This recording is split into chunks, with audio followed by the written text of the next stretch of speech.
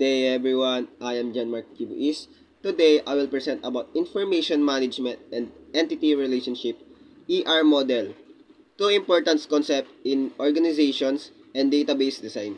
Information management helps organization handle data effectively, while ER model is key tools that shows how different pieces of information are connected.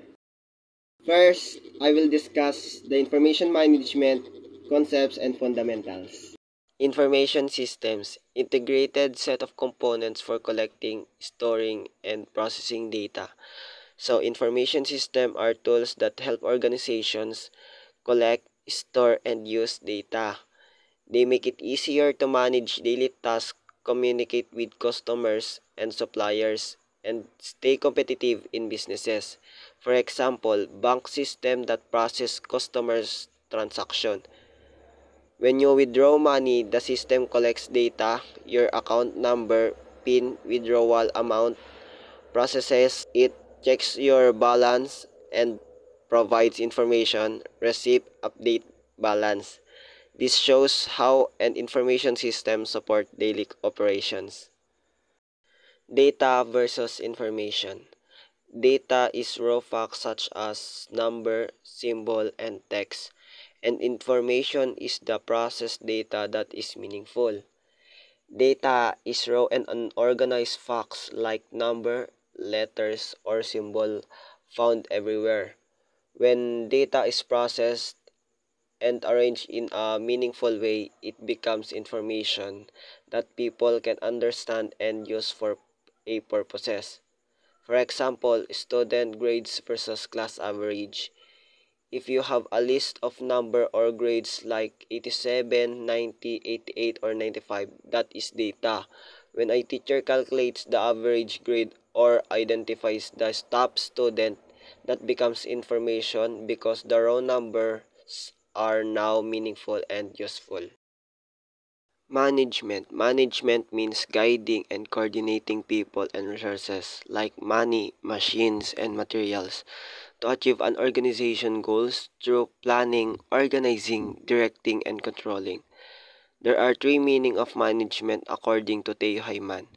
Number one, management as a noun. This refers to the people in charge of running a company or organization. They make decisions and lead others. Number two, management as a process. The step managers follow to keep things running smoothly, like planning, organizing, lead, and checking progress. Number three, management as a discipline. A subject you can study to learn how to manage people, resources, and businesses the right way. Information management (IM) is a technique in collecting, organizing, and distributing information for decision making. What is the importance of IM? So, the importance of IM is to save money, earns money, and avoid problems. Without successful management of information, it is almost guaranteed that an organization will fail. Like, for example, an hospital patient record system improves decision making and safety. Doctors and nurses needed accurate patient data to make good decisions. If the hospital manage information properly, like they organize digital records, doctors can access medical history quickly. So without IM, wrong or missing information can risk lives. Goals of information management. There are 5 goals of IM. These goals help organization unlock the full power of their information. When IM is done well, it leads to smarter decision, faster operation, better customer service, and long-term success. Key challenges in information management. These key challenges in information management, including the rapid growth of digital data, the growing resilience of information for business success, and the fact that the value of information can change over time. Businesses must manage the issues to create effective information policies. The information of life cycle. It shows how the value of information change over time. When the data is new, it's very useful, but as it gets older, it's useless. Managing this life cycle helps store and handle data properly. It includes steps like creating, checking, using, backup, and finally deleting the information. Tools of information management. Information management uses tools like information audit, information mapping, and communication audit to check systems, organize data, and improve communication in organizations. That's all about information management concepts and fundamentals. Next, I will discuss about the entity relationship model. Entity Relationship Model. The ER model was introduced by Peter Chen in 1976. It is a graphical tool used to represent entities, their attributes, and relationship. Simply put, it shows how data is connected in a database. Entities and attributes. An entity is a person, place, object, or concept about which we store data. In both Chen's and Crowfoot models, entities represented by rectangle containing entity's name, and attributes are the properties of an entity.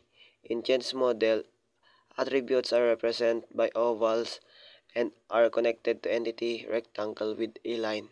In Crowfoot model, attributes are written in attribute box below entity rectangle. Like the example here, in a school database, student is an entity while name, age, and contact number are attributes. Types of attributes. Attributes can be simple or composite, single-valued or multi-valued, and even derived. For example, full name can be divided into first and last name, which is composite. Contact number can be many, and that is multi-valued. And age can be derived from the date of birth. Next is relationships. Relationship shows how entities are linked or connected. For example, so a student can enroll in one or more courses. A course can have many students enroll in it. So the relationship shows how these two pieces of data are connected in a meaningful way. It helps us understand how one thinks a student interacts with another a courses. Cardinality of relationships. Cardinality tells us the number of connection between entities. One to one. One entity is linked to only one related entity. One to many. One entity is linked to many others, but each of those is linked to only one related entity. Many to many. Many entities are linked to many others on both sides. Example, a person has only one passport, but a teacher can have many students. Students and courses usually have a many-to-many relationship because a student can enroll in many courses, and courses can have many students. And that's all about ERD model. In summary, information management helps organization handle data effectively, turning into useful information for better decision making. Alongside this, the entity relationship ER model is a valuable tool in database design that show how the data is connected, making it easier to understand and manage. Together, they play a key role improving efficiency and supporting smart businesses operations. Again, I am John Mark Gibuis, BSIT student. Thank you.